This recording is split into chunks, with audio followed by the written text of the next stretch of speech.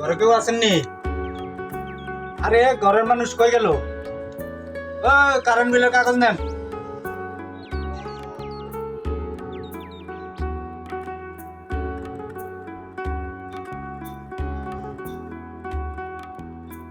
কিও আগের মাসের থেকে এই মাসে কারেন্ট বিল বেশি আইছে। ডিমান্ড চার্জ কি আর সার্ভিস চার্জ কি আর এই চার্জগুলা সরকারিভাবে নির্ধারণ করা হয়েছে। ডিমান্ড চার্জ মানে আপনার এই বিদ্যুতের সংযোগ বজায় রাখার জন্য নির্ধারিত একটি খরচ। আর সার্ভিস চার্জ মানে মিটার দেখাশোনা এবং এই লাইনের রক্ষণাবেক্ষণ, লোকবলের খরচ, এই আর কি। বিলাই তুই গেরে তুই সারাদিন কুতুর ফ্যান চালায় এতে কুতুর বাতি জ্বালায়। ভাই, অনেকে মনে করে যে আমি শুধু একটা ফ্যান চালাই, একটা লাইট চালাই, আমার ঘরে এত বিল আসে কি? আপনি যে মোবাইলের চার্জারটা ফ্লাকে লাগাই রাখছেন, ফ্রিজের লাইনটা লাগাই রাখছেন আনলিমিটেড, এগুলি তো আপনার কারেন্ট চলে, এগুলি তো আপনার বিল আসতেছে, ইউনিট বাড়াইতেছে।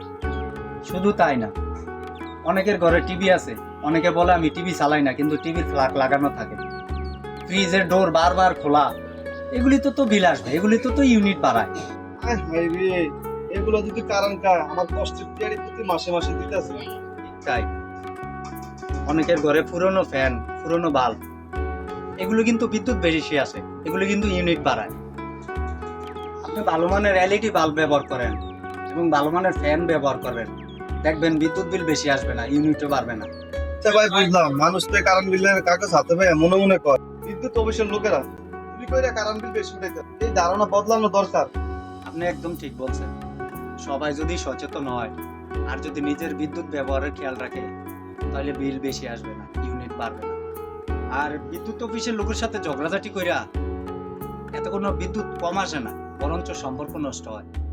আপনার যদি কোনো অভিযোগ থাকে, আপনি বিদ্যুৎ অফিসে যাবেন, ওইখানে গিয়ে বসবেন, বৈশা সমঝোতার সাথে কথা বলবেন, আপনার সমস্যা আপনি তুলে ধরবেন, বাস এই ঠিক আছে ভাই, এবার আমি বিদ্যুৎ ব্যবহার সঠিকভাবে করবো। হলো আসল শিক্ষা। বিদ্যুৎ সাশ্রয় মানে নিজের উপকার না, দেশেরও উপকার। ঠিক আছে ভাই, ভালো থাকবেন, আসি। আসসালামু আলাইকুম ওয়া রাহমাতুল্লাহ। বিদ্যুৎ আমাদের সবার সম্পদ। অযথা অপচয় করলে শুধু বিলই বাড়ে না, বিদ্যুৎ ঘাটতিও বাড়ে। সচেতনভাবে ব্যবহার করুন, সাশ্রয় করুন। আজকের সাশ্রয়ী আগামী দিনের আলো। বিদ্যুৎ রাষ্ট্রীয় সম্পদ, ইহার যত্ন করুন। সচেতন হন, অন্যকে সচেতন হতে সহায়তা করুন। ধন্যবাদ। ভিডিওটি ভালো লাগলে একটি লাইক, শেয়ার, কমেন্টস করবেন।